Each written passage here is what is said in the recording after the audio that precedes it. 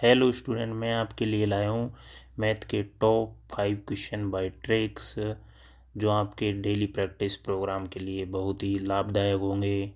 और ये है आपका क्वेश्चन नंबर फर्स्ट। विमल किसी परीक्षा में 46% अंक प्राप्त करता है, फिर परीक्षा में 10 अंकों से अनुत्तीर्ण हो जाता है। यदि वह 52% अंक प्राप्त करता तो उसे प्राप्तांक उत्तीर्ण अंकों या से 8 अंक अधिक प्राप्त होते। परीक्षा में उत्तीर्ण होने के लिए न्यूनतम प्राप्तांक क्या है जिनसे कि पास किया जा सके। और एनटीपीसी आरआरबी एनटीपीसी का पीवाईक्यू क्वेश्चन है।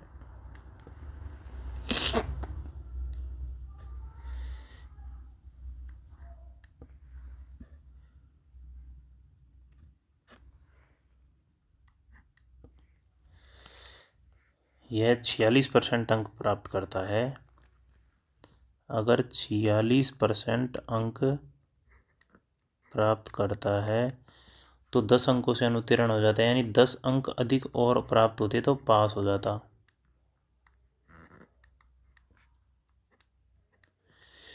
52% अंक प्राप्त करता है तब प्राप्तांक जो कि न्यूनतम अंक जिनसे वो पास होता है उनसे 8 अंक अधिक प्राप्त हो जाते हैं, यानी 8 अंक अधिक, यानी इतने से ये पास होता। ये इधर आ जाएगा, ये इधर चला जाएगा।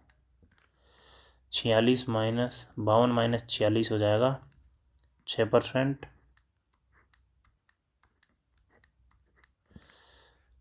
10 और 8 18, 6 3 18, 1% यानी 3, तो 100% मतलब अधिकतम अंक हो जाएंगे 300। अगर क्वेश्चन में पूछा होता है अधिकतम अंक कितने होते हैं तो होता राइट आंसर 300, पर उसने पूछा है कि उत्तीर्ण के लिए न्यूनतम आवश्यक अंक कितने हैं, ये हैं। तो 46% 300 का 46% प्लस 10 अंक, 6 3 18, 1 4 3 12, 1 13 plus 10 148। This question is right answer. Next question.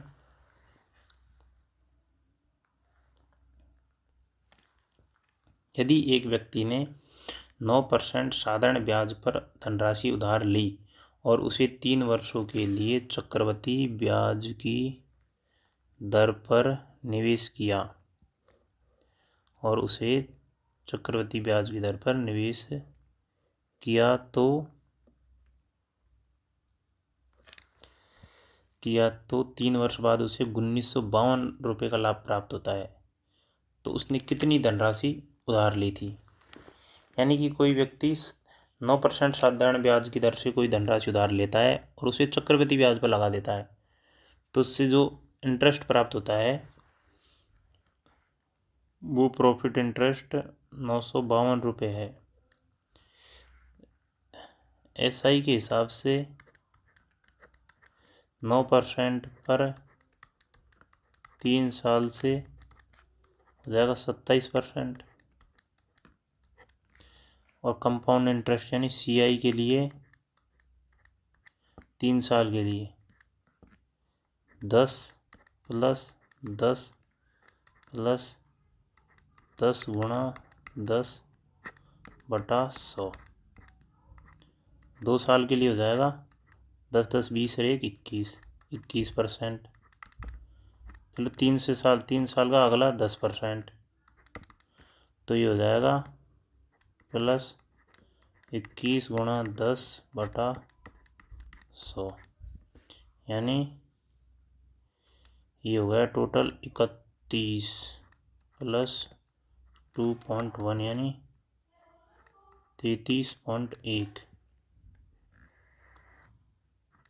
इतने पे लिया, 27% पे तो लिया और 33.1% उसे मिला, तो कितना प्राप्त हुआ, ये हो गया 6.1 परसेंट प्रॉफिट हुआ, जो कि कितना दिया गया है, 6.1% दिया है 1952, 61, 3, 183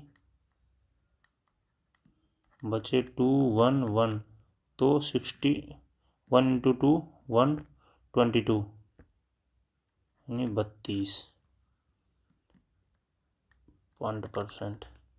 तब 1% बराबर 32, 320, तो 100% हो जाएगा 32,000। Option B, this question is right answer.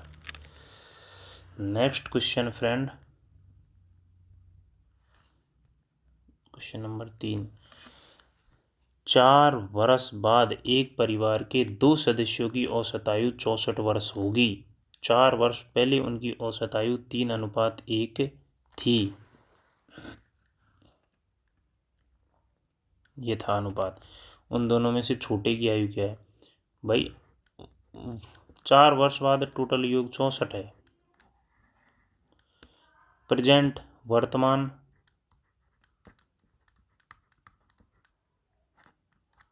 से 4 वर्ष बाद से 4 वर्ष पहले, अनुपात ये 3:1। ठीक है। 4 वर्ष बाद एक परिवार के 2 सदस्यों की औसत आयु 64 वर्ष होगी।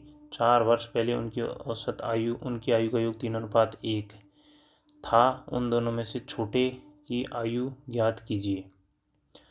अब ये तो 4 वर्ष बाद है, यानी एक आदमी पे बढ़ती है 4, तो 2 पे बढ़ जाएगी 8। सेम यहाँ पर 8, कितनी बड़ी टोटल 16। 8 वर्ष पहले 16 कम थी, तो कितनी हो जाएगी 48। 3 रेशो इसके रेशो में, यानी 4:48, 1:12। छोटे की 4 वर्ष पहले 12 थी, तो अब वर्तमान में हो जाएगी +4 = 16।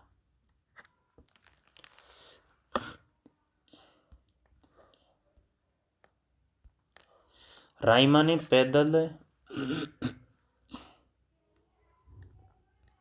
पैदल 7 किलोमीटर प्रति घंटे की चाल से कुछ दूरी तय की और कुछ साइकिल से 12 किलोमीटर प्रति घंटे की चाल से तय की, तो उसे 7 घंटे में 64 किलोमीटर की दूरी तय की थी।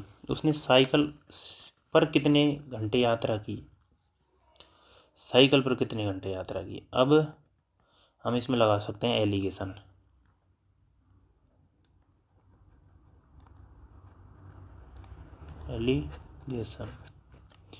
एलिगेशन लग जाएगा पैदल। यहाँ पे डिस्टेंस रहेगी, तो अगर एलिगेशन स्पीड में एलिगेशन लगता है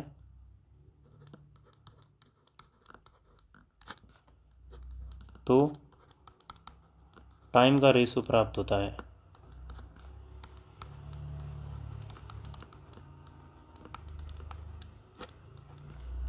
अब लगाओ स्पीड में, यानी पैदल और साइकिल से। पैदल थी 7, साइकिल से हो गई 12, तो टोटल 7 घंटे में 64 चली, तो क्या रहेगी चाल? 64/7। इस 7 को यहाँ ले जाओ, इधर गुणा कर दो, यानी 7, यानी ये हो जाएगा टोटल 84 और 49। तो 64 में से 49 गया तो 15, और 84 64 में से गया तो 20, तो तो ये टाइम का रेशो आ गया 5 चौका 5 तियो, तो 7 रेशो, टोटल टाइम भी ये है तो 1:1। तो क्या पूछ रहा है, साइकिल से कितने घंटे यात्रा की, तो ये हो गया साइकिल का टाइम 3 घंटे साइकिल से यात्रा की।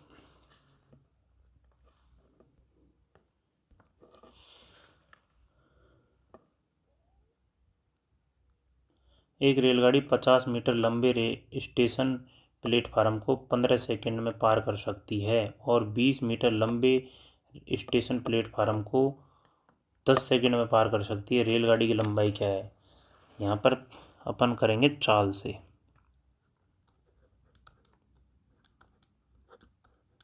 चाल पर आधारित होगा।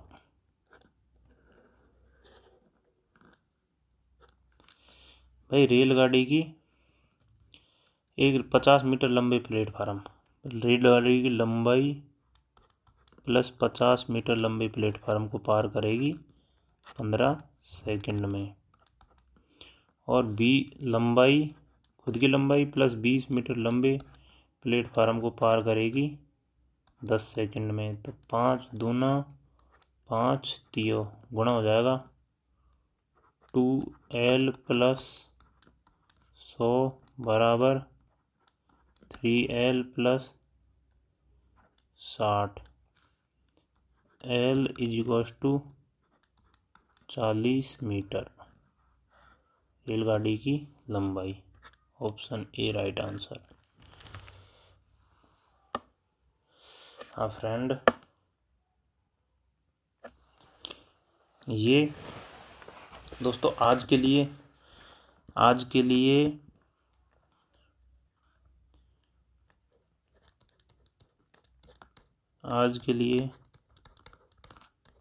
ये टॉप 5 क्वेश्चन हैं।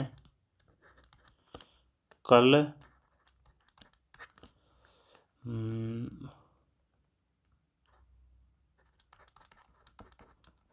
फॉर्मूला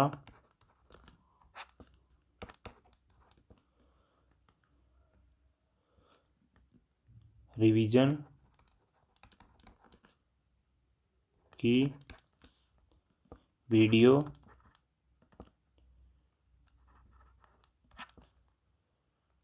अपलोड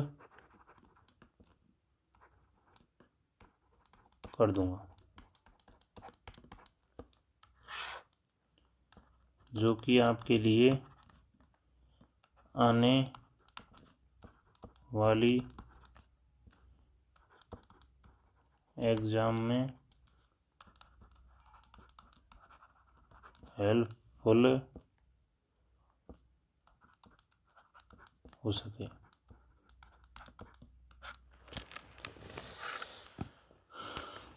गुड इवनिंग, धन्यवाद। चैनल को लाइक करें, सब्सक्राइब करें।